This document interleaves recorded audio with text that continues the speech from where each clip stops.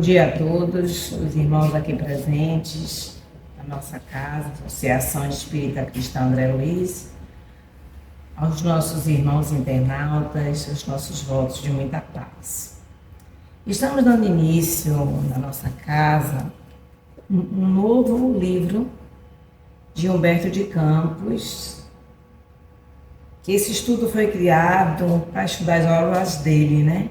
E essa é a sexta obra que nós estamos estudando.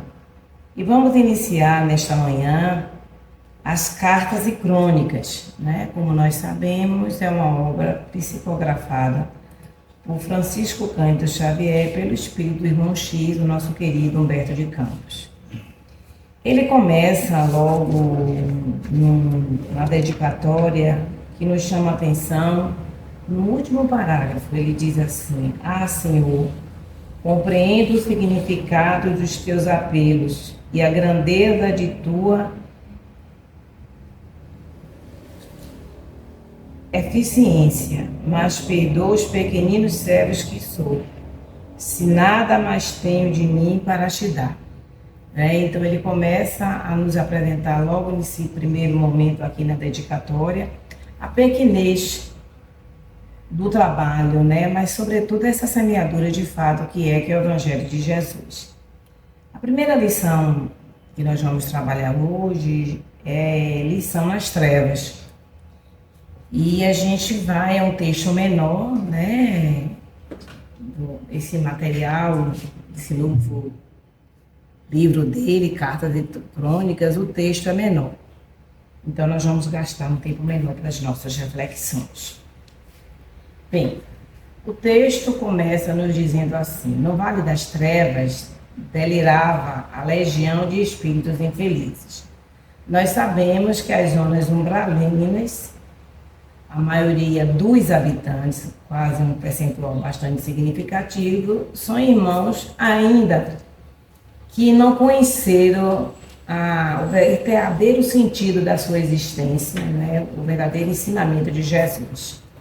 Aí ele vai dizendo aqui: rixas, obscenidades, doestos, que significa ataques, abusos, baldões, que é desventuras. Planejavam-se assaltos, maquinavam-se crimes. Então, ainda nessas regiões trevosas, esses irmãos tinham esse pensamento.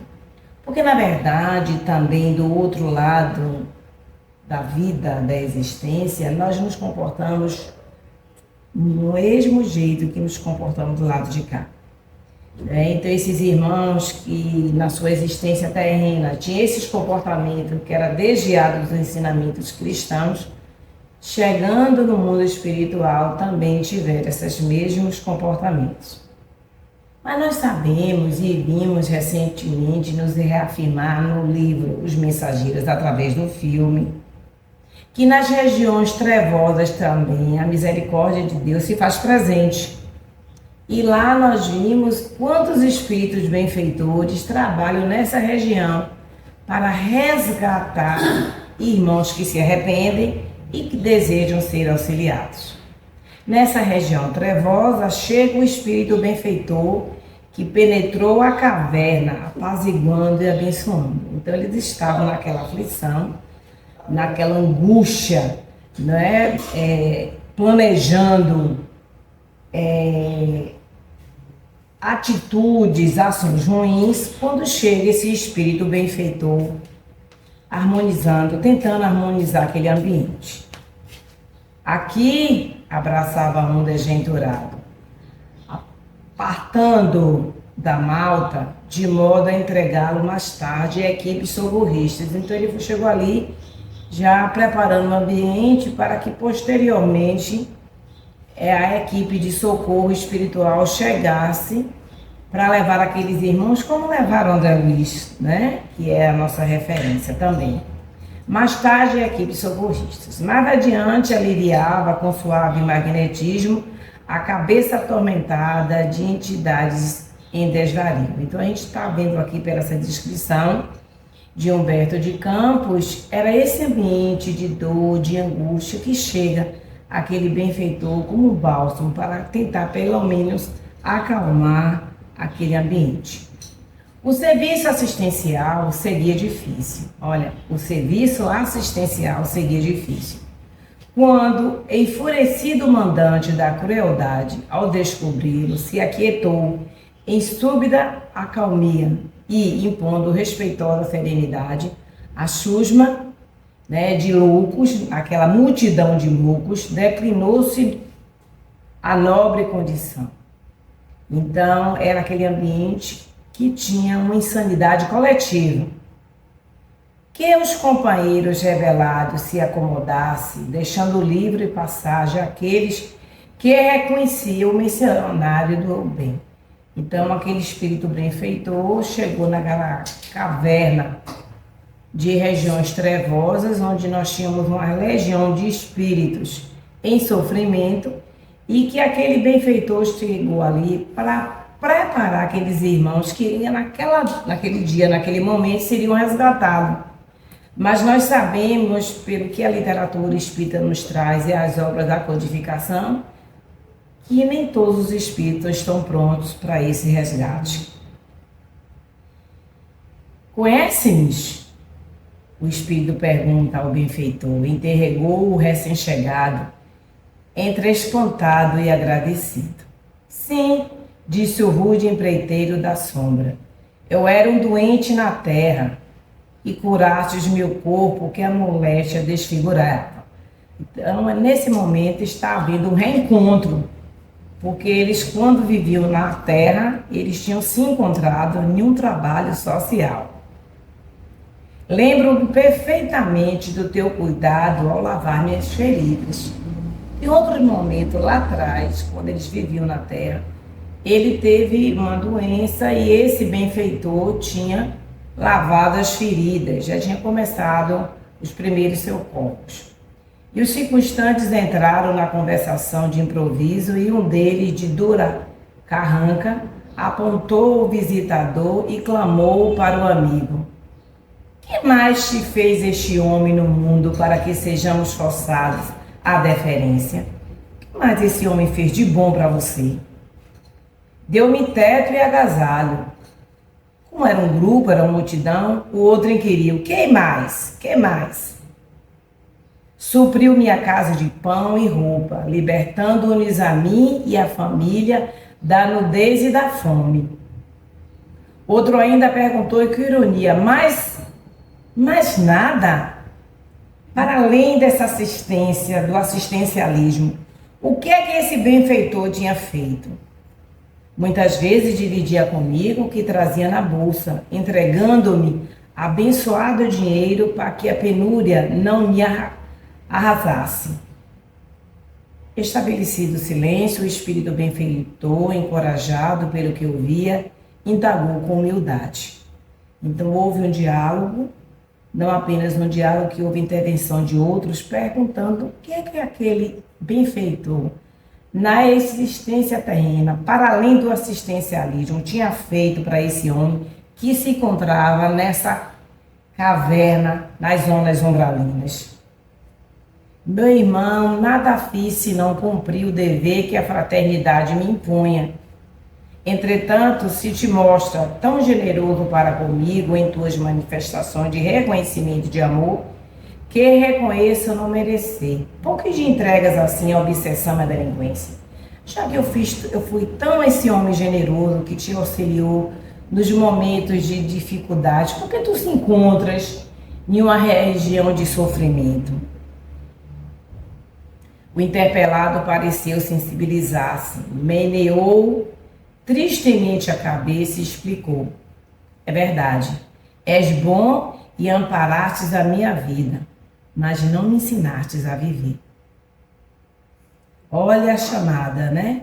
Aquele espírito benfeitor, quando existiu na sua última existência na Terra, possa ter sido em outro, né? Que são várias, ele fez um trabalho de assistencialismo. Ele propiciava aquela família, aqueles irmãos, curava as feridas, dividia o pão, ajudava a manter o teto, mas eles não propiciavam aquilo que o nosso querido Alírio Cerqueira nos fala: fora da caridade não há salvação. O que é que Alírio nos aconselha? Que para além do assistencialismo, nós provoquemos nessas pessoas assistidas às nossas instituições o desenvolvimento espiritual, que eles entendam e percebam que são seres imortais e que eles podem buscar outras formas de sustento, aprender a viver, aprender a se espiritualizar. E aí ele faz uma chamada para a gente, no final: espíritas, irmãos, cultivemos a divulgação da doutrina renovadora, que nos esclarece e reúne, compondo o corpo. Entendamos a luz da alma que nos habilite a aprender, compreender, raciocinar e servir. Então, nesse momento, ele faz essa chamada para nós espíritas. Porque muitas vezes nós viemos com uma prática de fazer caridade apenas para as questões materiais. Talvez aquele irmão precisasse, né, como ele precisou de fato do assistencialismo, ele estava com fome, ele estava com a ferida, ele precisou do cuidado. E tudo que nós fazemos é crédito para a gente. Mas a própria espiritualidade nos diz que muito foi dado, Jesus nos fala, né? Muito vai ser cobrado. Se nós temos esse conhecimento do Evangelho e sabemos que nós precisamos, não é, avançar no nosso trabalho nessa seara, que somos dos trabalhadores da última hora, nós precisamos levar nas nossas práticas que existem dois tipos de caridade: a caridade material e a caridade moral. Então, aquele irmão que é o nosso personagem do nosso texto hoje, ele fez de fato o bem, mas ele poderia ter feito muito mais. O que é que aconteceu com aquele irmão? Ele não conseguiu ressignificar, ele não conseguiu aprender a viver, buscar novas formas. Porque sim, a gente faz esse movimento de querer propiciar dentro da nossa instituição um curso, a gente um amparo, outro tipo de atividade, para que as pessoas que não têm uma profissão, que não têm uma forma de ganhar o pão, mas não é apenas essa questão do material, que eles aprendam para além do recurso material, eles aprendam a lidar com as emoções, né? Então a gente precisa buscar dentro hoje, nós oferecemos na maioria das casas espíritas a escuta fraterna, né? Nós precisamos estar propiciando esses encontros, não é, nessa escuta fraterna, porque o irmão tem uma dor, tem uma angústia, ele precisa ali estar dividindo com aquele irmão que está disponível na escuta.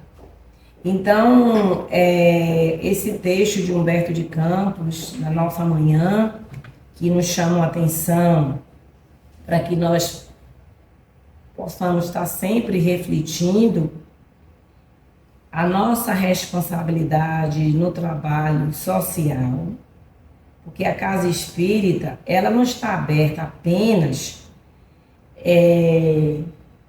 para o trabalho da assistência social no setor social. Toda casa, ela é trabalhada para dar assistência e acolher aqueles irmãos que se encontram em sofrimento. Então, muitas vezes, a gente quer se restringir, não, só o trabalho social vai dar conta daquele irmão que chega em sofrimento. Mas ele pode chegar em qualquer momento na nossa casa, tanto encarnado e quanto desencarnados. E a lição de hoje, a lição das trevas, é para nós refletirmos, não é? Que aquele irmão que trabalhou na frente de um trabalho, ele não propiciou aquele irmão para que mudasse a sua energia, o seu pensamento, para que ele pudesse, naquele momento, depois do desenlace dele, estar em regiões mais felizes. E onde é que ele estava?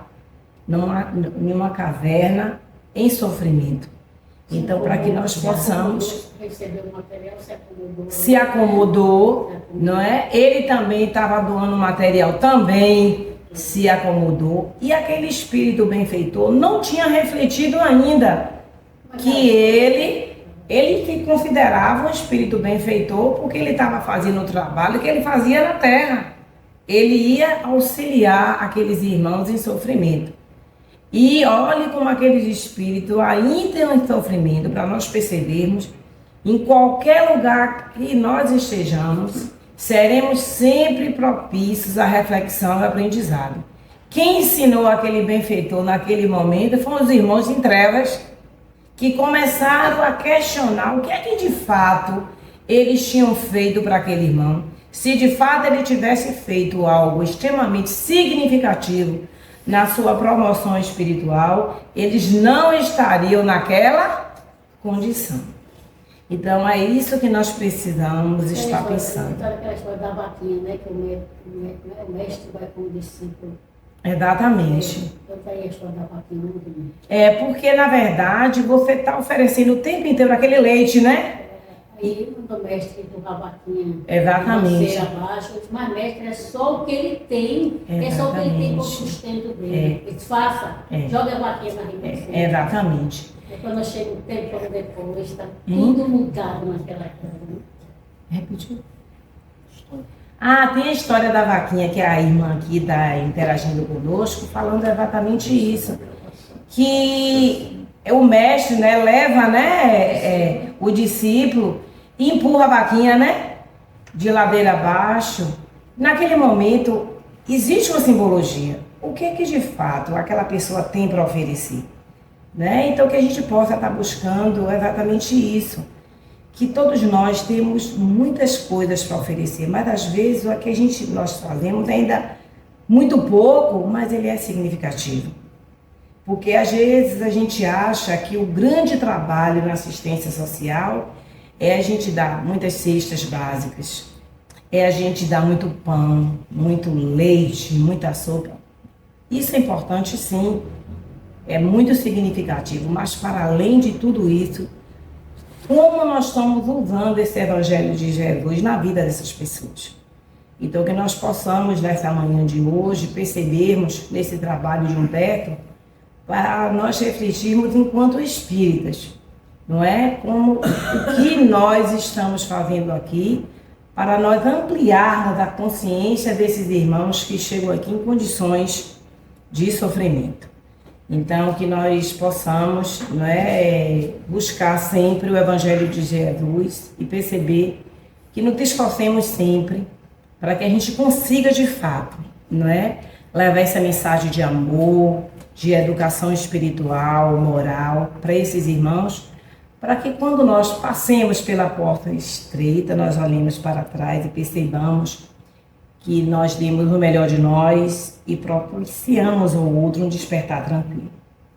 Agradecemos a oportunidade dos nossos irmãos internautas e votos de muita paz. Bom dia a todos, até o próximo encontro.